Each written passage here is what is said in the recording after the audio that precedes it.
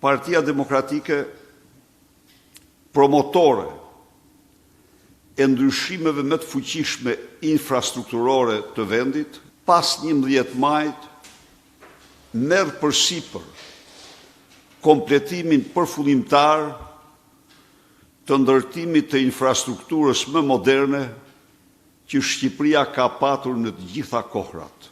Një audit i përgjithshëm pas datës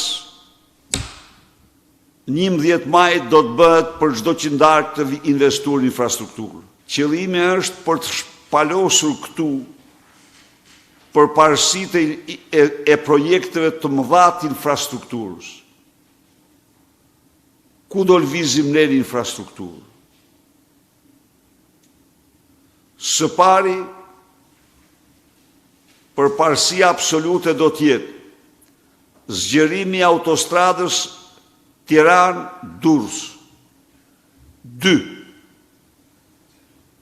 Autostrada Milot-Shkodër,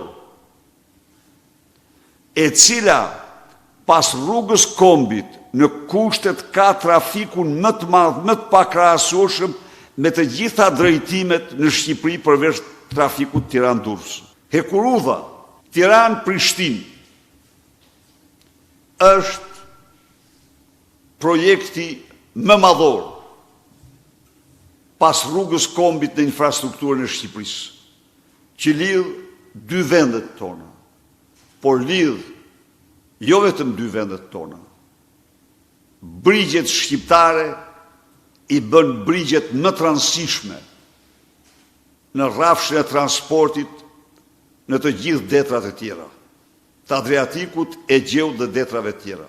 Këto zgjedhje janë konceptuar si betejë, fush beteje. Dhe rrethanat ngushtuese, koalicioni e të tjerë kanë diktuar në këto qëndrime.